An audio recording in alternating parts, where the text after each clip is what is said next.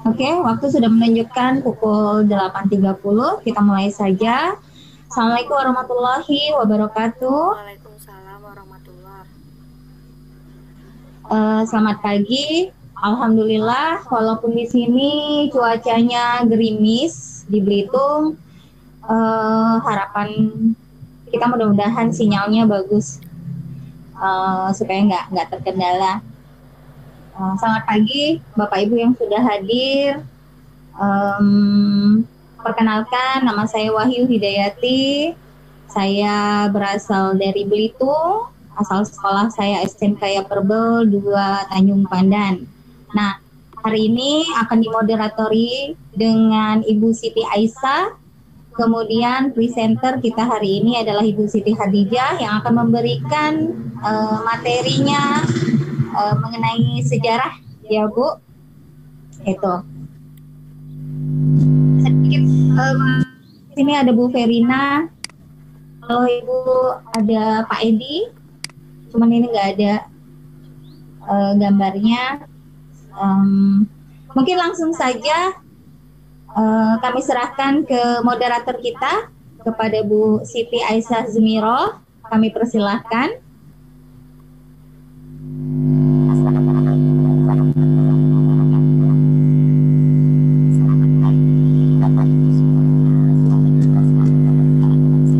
Masih di unmute, Bu. Dibuka dulu speakernya, apanya mikrofonnya, Bu. Bu Aisyah. Oke. Assalamualaikum selamat pagi, salam sehat dan sejahtera bagi semua. Pagi ini akan memulai presentasi kita. Pertama saya perkenalkan Bu Ais, mohon maaf, suaranya kok begitu ya? Karena pakai headset apa? Nggak jelas. Coba dibuka aja headsetnya atau gimana?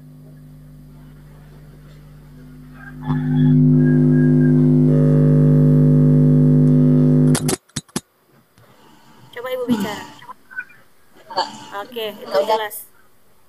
Oke. Ya, berarti dibuka aja ya headsetnya ya. Pagi ini berarti ini ya, Bu Siti Hadijah ya. Assalamualaikum warahmatullahi wabarakatuh. Selamat datang teman-teman di Zoom meeting kami. Pagi ini yang akan presentasi adalah Ibu Siti Hadijah. Saya akan bacakan CV-nya.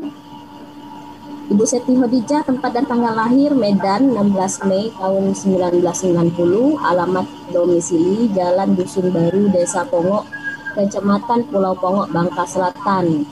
Statusnya dia guru sejarah dari instansinya SMA Negeri 1 Kepulauan Pongok.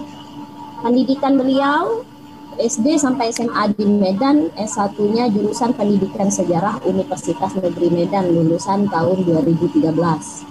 Kemudian PPG SM3T Angkatan 4 Universitas Negeri Medan, lulus tahun 2017. Perkenalkan juga teman kami tadi yang sebagai host, yaitu Ibu Wahyu dari Tanjung Pandan. Tempat tanggal lahirnya Tanjung Pandan 22 November 1982. Alamat Jalan SMP Regina Pacis Pal 1 Tanjung Pandan Belitung. Mengajar di SMK Perbel 2 Tanjung Pandan. Mapel yang diampu Ibu Wahyu adalah produk kreatif dan kewirausahaan. Kemudian perkenalkan, nama saya sendiri Siti Aisyah Zumiroh, tempat tanggal lahir Pangkal Pinang 16 September 1989, mengajar di SMK Negeri 1 Sungai Liat. Mapel yang diampu adalah matematika. Pendidikan dari SD sampai SMA itu di Pemali, Sungai Liat. Kemudian universitasnya saya S1 Pendidikan Matematika di Universitas Pendidikan Indonesia, lulus tahun 2011. Untuk perkenalannya sekian ya Bapak Ibu. saya akan serahkan materi selanjutnya kepada narasumber kita, yaitu Ibu Siti Khadijah yang akan memaparkan materi. Kepada Ibu Siti Khadijah, apakah sudah siap? Oke, ya silahkan Ibu Siti Khadijah untuk memaparkan materinya. Selamat datang anak murid saya. Tuh ada beberapa orang, ada anak murid saya masuk. Oke, silahkan Ibu Siti Khadijah. Silahkan dipaparkan materinya. Terima kasih untuk Ibu Wahyu dan Ibu Aisyah yang telah membuka video conference kali ini. Terima kasih juga untuk semua rekan-rekan yang sudah hadir di dalam room ini. Di sini saya sifatnya hanya sharing ya Bapak Ibu sekalian, sharing mengenai Sumpah Pemuda. Nah, karena ya beberapa hari yang lalu, ya tepatnya di hari Rabu, kita merayakan ya yang namanya peringatan 92 tahun Sumpah Pemuda. Nah, Sumpah Pemuda ini dikarenakan ada satu peristiwa besar di tahun 1928, di mana peristiwa tersebut membuat sejarah bangsa kita itu semakin baik ya. Oke, di sini, nah ini ya Sumpah Pemuda untuk tahun ini itu semboyannya itu adalah bersatu dan bangkit. Jadi diharapkan para pemuda seperti kita ini ya, generasi milenial itu bisa lebih baik daripada generasi sebelumnya ya. Lebih baik dalam bidang apa? Ya dalam segala bidang. Karena dulu perbedaan perjuangannya jelas berbeda ya Bapak Ibu. Kalau dulu di sebelum kita merdeka itu perjuangannya melawan penjajah. Kalau sekarang kita itu berusaha mengembangkan negara kita, membangun negara kita menjadi negara yang lebih baik dan bermartabat di mata dunia. Nah, di sini Sumpah Pemuda itu ya, kenapa bisa nanti ujung tombaknya di Sumpah Pemuda? Nah, sebelumnya itu ada peristiwa-peristiwa lain ya yang mendukung munculnya Sumpah Pemuda. Di antaranya itu adalah di masa sebelumnya kita mengalami yang namanya kebangkitan nasional atau yang disebut dengan Kitnas. Jadi kebangkitan nasional ini disebabkan karena adanya golongan-golongan terpelajar yang terbentuk ya, yang terbentuk waktu penjajahan Belanda. Jadi di masa penjajahan Belanda ada satu masa di mana beberapa pemuda itu mendapatkan yang namanya pendidikan ya, pendidikan bisa kuliah di tempat lain, bisa sekolah di tempat yang lain. Nah, seperti itu. Nah, jadi golongan-golongan cendekiawan yang muncul hasil pendidikan yang dari luar tadi itu menyadari akan pentingnya kemerdekaan untuk negara kita ya. Jadi dibutuhkan yang namanya semangat bersatu untuk yang namanya memunculkan negara kita menjadi posisinya merdeka sama seperti negara yang lain. Nah, jadi karena munculnya golongan cendekiawan tersebut, ditambah lagi dengan persamaan nasib yang kita pada waktu itu dijajah oleh bangsa Belanda, kemudian menyadari pentingnya kemerdekaan. Nah, ditambah lagi pada saat itu ya, kondisi-kondisi tersebut mendukung adanya semangat untuk memunculkan rasa cinta tanah air. Nah, jadi kondisi itu nantinya akan membuat organisasi banyak yang muncul, organisasi pergerakan nasional. Ya Bapak Ibu, seperti kita tahu ada Budi Utomo, ada Serikat Islam, Serikat Dagang Islam, bahkan nanti PKI juga muncul di tahun 1912.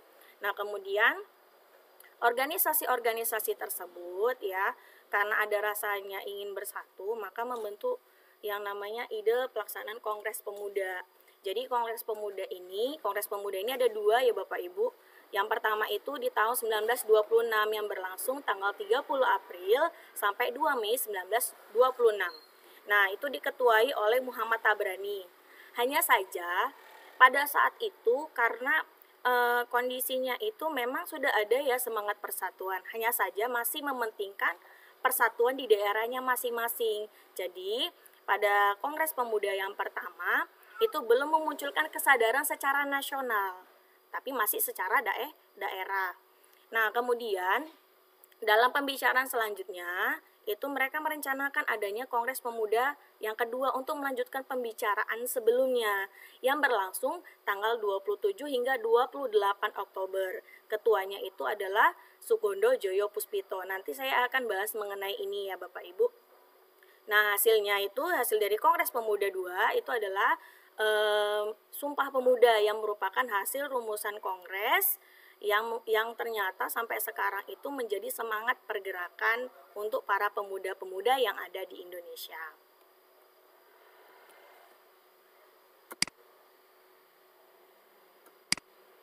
Nah,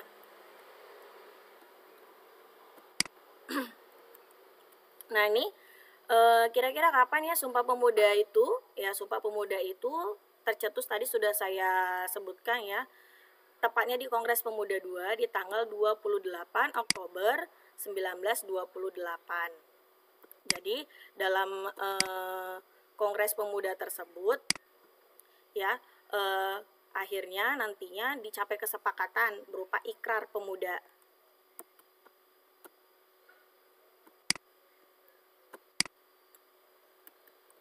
Nah, gagasan penyelenggaraan Kongres Pemuda kedua berasal dari Himpunan Pelajar Indonesia atau yang disebut dengan P3I, sebuah organisasi pemuda yang beranggotakan pelajar dari seluruh Indonesia.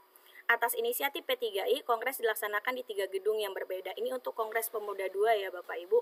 Jadi di tiga kali rapat mereka dalam 2 hari, jadi nanti terbagi menjadi 3 sesi, sehingga hasilnya nanti adalah berupa Sumpah Pemuda.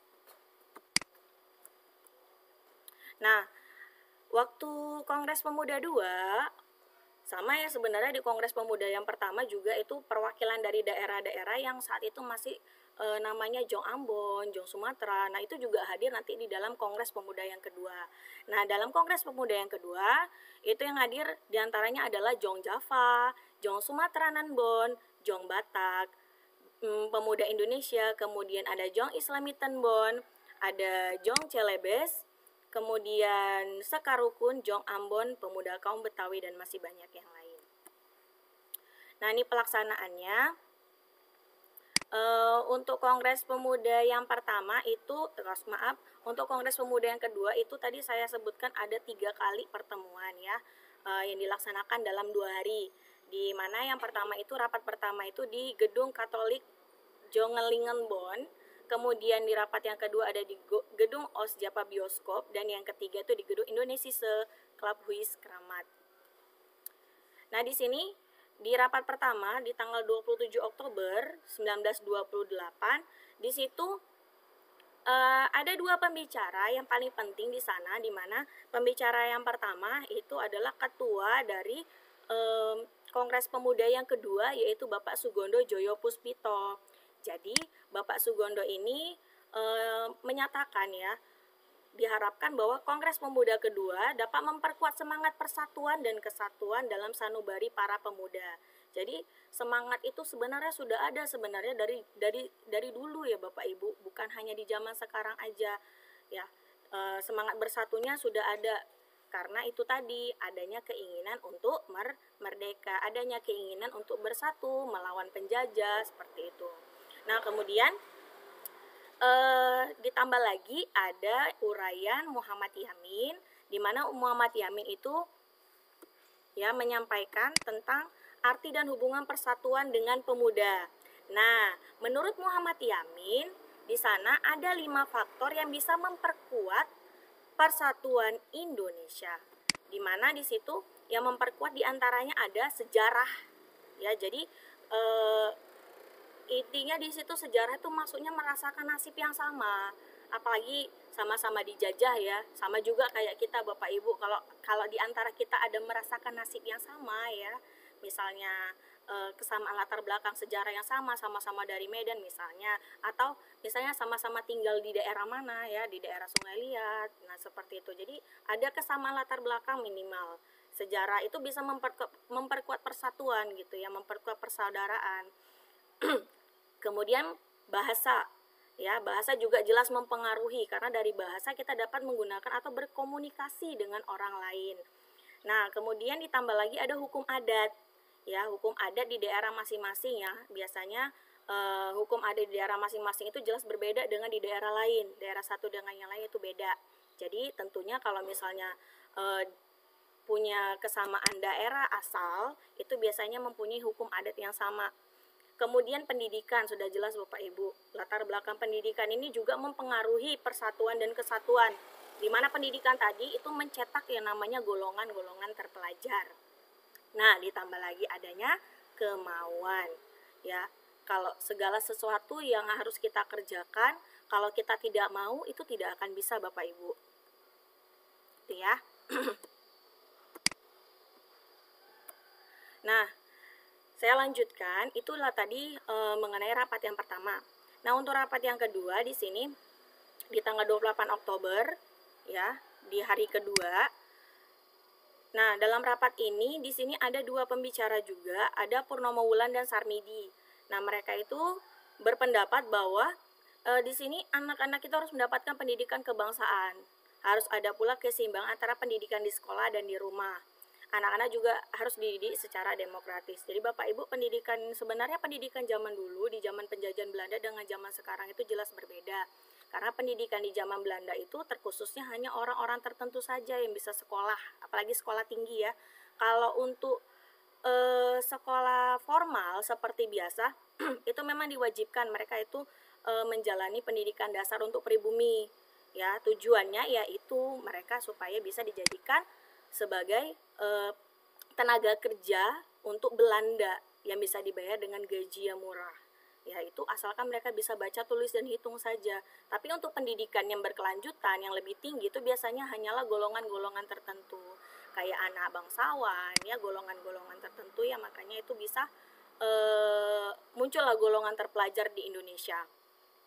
Nah, kemudian di sini di rapat yang ketiga, di hari yang sama di tanggal 28 Oktober, ya, di sesi ini ada pembicara di sini yang menjelaskan tentang pentingnya nasionalisme dan demokrasi selain gerakan kepanduan, ya. Itu pendapatnya dari Bapak Sunario. Kemudian sedangkan Ramlan mengemukakan gerakan kepanduan tidak bisa dipisahkan dari pergerakan nasional.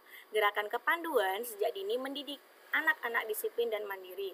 Sudah jelas ya Bapak Ibu kalau yang namanya gerakan kepanduan itu seperti ya pramuka, ya. Seperti pramuka dan kegiatan-kegiatan yang bermanfaat lain itu bisa mendidik anak-anak disiplin, mandiri kan, seperti di pramuka kan diajarkan mereka mandiri melalui perkemahan seperti itu. Ya. Juga diajarkan demokrasi dan nasionalisme secara langsung maupun tidak langsung. Nah, ini dia hasil dari Kongres Pemuda yang kedua. Ini saya ambil intinya saja ya Bapak Ibu. Jadi ini menghasilkan yang namanya Sumpah Pemuda dalam yang disebut dengan Kerapatan Pemuda, ya. Nah, isinya di situ adalah yang pertama, kami putra dan putri Indonesia mengaku bertumpah darah yang satu, tanah air Indonesia. Yang kedua, kami putra dan putri Indonesia mengaku berbangsa yang satu, bangsa Indonesia. Yang ketiga, kami, putra dan putri Indonesia, menjunjung tinggi bahasa persatuan, bahasa Indonesia. Nah, itu dia. Jadi, di sini dimaknai bahwa Sumpah Pemuda ini, ya, kita ini berikrar menjadi satu Indonesia. Nah, sebelum kongres ditutup diperdengarkan lagu Indonesia Raya, ya, karya Bapak Wage Rudolf Supratman. Tapi lagunya itu tidak seperti yang dinyanyikan sekarang, tapi sifatnya itu adalah berupa iringan biola saja Bapak Ibu.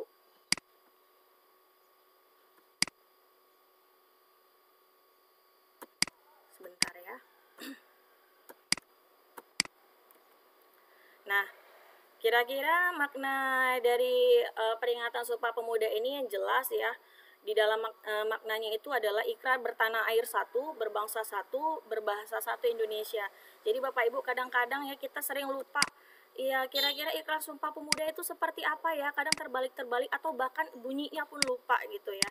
Nah, mungkin nanti Bapak Ibu juga bisa menyampaikan kepada para murid ya atau para generasi penerus kita ya. Sebenarnya sejarah itu bukan hanya sekadar dihafal, tapi juga dimaknai. Jadi kalau kita memaknai, insya Allah kita nggak akan terbalik Bapak Ibu menyatakan atau menyebutkan yang namanya Sumpah Pemuda. Kenal dengan ini Bapak Ibu? Ya, ini juga cowok ganteng ini. Ini juga kembaran saya. Nggak ding, bercanda. Kemudian ini juga ya Bapak Ibu. Iya. Nah, inilah kita ya. Kita sebagai generasi sekarang ya, perjuangan kita sebenarnya bukan hanya di meja atau bukan hanya di di meja atau di daerah peperangan saja, perjuangan di peperangan saja. Kita juga di sini sekarang berperang ya, berperang menghadapi kehidupan yang ada di masa sekarang. Jadi Bapak Ibu, ya tetaplah berperan dalam tugas kita masing-masing. Ya, tugas kita masing-masing itu saja sudah cukup. Itu juga tugas kita sebagai para pemuda Indonesia, supaya kita ini ya tetap menjalankan peran kita dan meneruskan perjuangan para pendahulu kita. Nah, ini kata Bung Karno Bapak Ibu. Dia dalam quotes-nya di banyak sekali quotes-nya Bung Karno ya, tapi yang paling saya suka ini, ya, beri aku 1000 orang tua, niscaya akan kucabut semeru dari akarnya. Beri aku 10 pemuda, niscaya akan kuguncangkan dunia. Ya, jadi sebenarnya penggerak dari perubahan ini sebenarnya itu ya para pemuda, ya kita-kita ini. Ya, makanya kita sebagai generasi pemuda, ya, tugas kita adalah membangun Bapak Ibu. Jadi tinggal kita jaga saja yang sudah ada saat ini. Nah, ini juga kata beliau ya,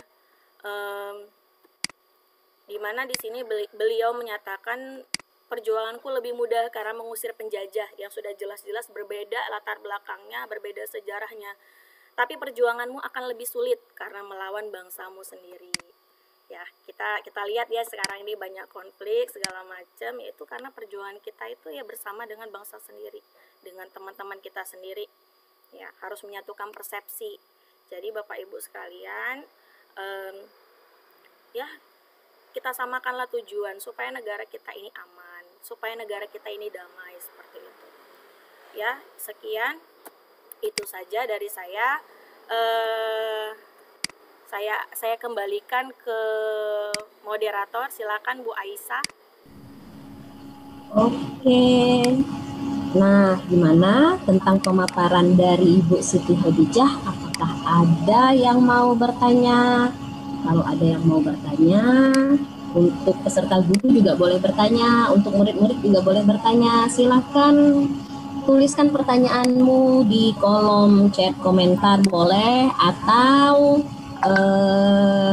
klik raise your hand ya, biar nanti mic-nya diaktifkan dan dipersilahkan untuk bertanya. Yuk, silakan anak-anak, ada yang mau bertanya?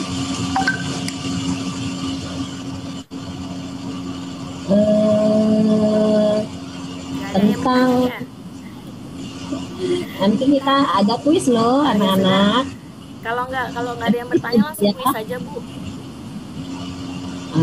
Gimana? Ada yang mau bertanya tentang Sumpah Pemuda? Ini sejarah loh. Baru saja kita lewati 2 hari ya Bu ya. Iya, baru Sumpah 2 hari yang lalu. Ya. Yang mau bertanya boleh mic-nya diaktifkan, tidak apa-apa. Tapi jangan barengan ya, satu-satu ya mengaktifkan mic-nya. Yang mau bertanya silahkan anak-anak, atau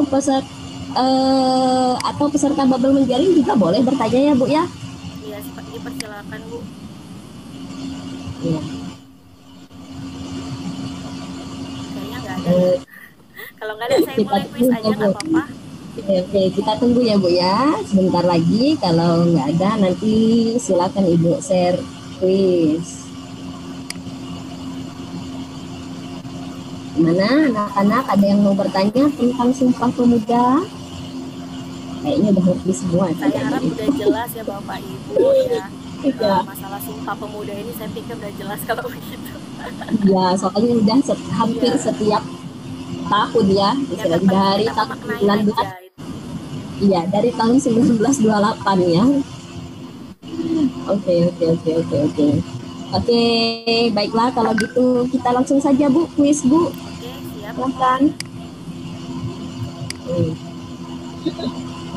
Oke, Bapak Ibu, silakan. Udah kelihatan belum? Sudah. Sudah. Oke, Bapak Ibu silakan yang di sini saya akan memulai kuis sebentar lagi. Ya. Di ini jangan lupa join myquiz.com dengan memasukkan password 5721138.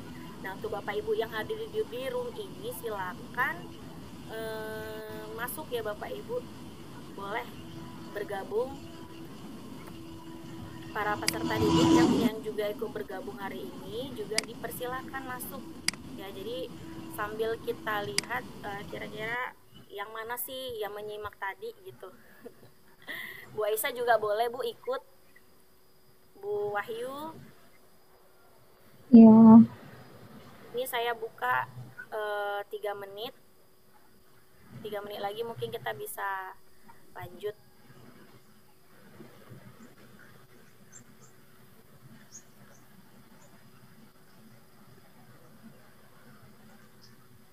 Oke, silakan anak-anak dibuka kuisnya. Masukkan join game. Nanti silakan dimasukkan nomornya ya. Wah, ada Ibu Rimayani.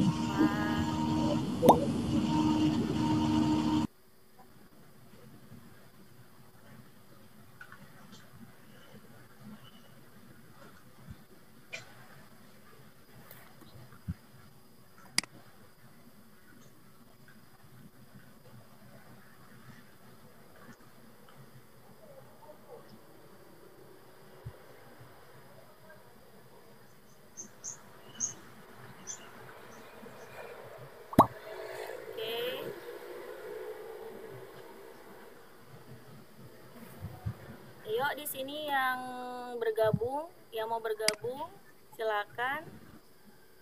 Saya masih tunggu 1,5 menit lagi.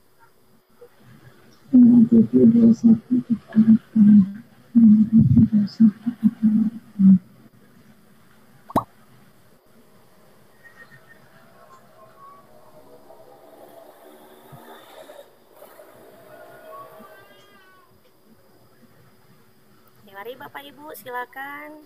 Biar seru-seruan nih kuisnya, berhadiah ratusan juta rupiah dalam bentuk foto Bu.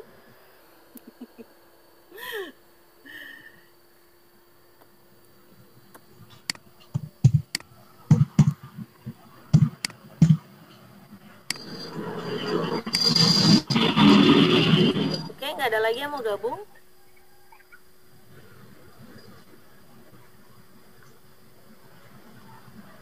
Oke, Bu Wahyu.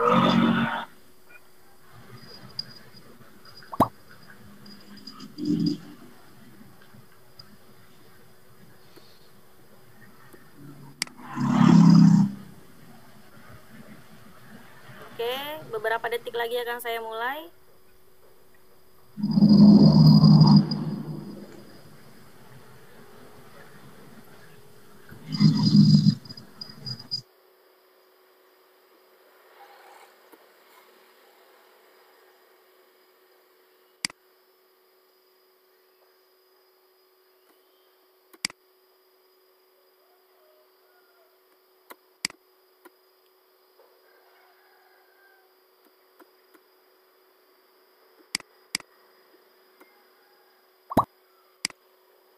Saya mulai ya Bapak Ibu ya. Saya mulai saja ya. Wih, sudah banyak yang masuk. Saya mulai ya. 3, 2, 1.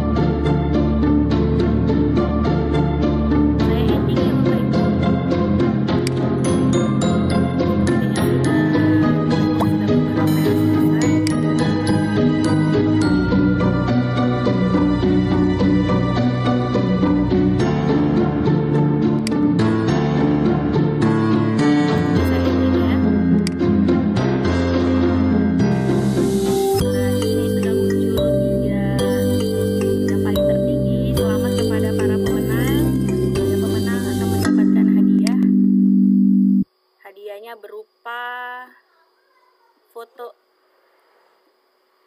Baik. Mungkin untuk materi dari Bu Siti Hadijah sangat menarik ya, terutama buat adik-adik. Mudah-mudahan anak-anak yang sekarang masih duduk di bangku sekolah punya semangat yang lebih, harusnya lebih dari kita-kita yang udah duluan istilahnya, karena kalian generasi-generasi penerus. Pastinya kita sebagai generasi penerus harus menjadi lebih baik lagi, berusaha bagaimana cara kita untuk memperjuangkan, mempertahankan, menjaga persatuan dan kesatuan bagi bangsa dan negara kita. Dan pastinya setiap anak harus nunjukin mungkin dalam bentuk prestasi, mungkin dalam bentuk sikap yang baik, kebiasaan-kebiasaan yang baik. Baiklah, terima kasih atas kehadiran di webinarnya Ibu Siti Hadijah. Terima kasih banyak.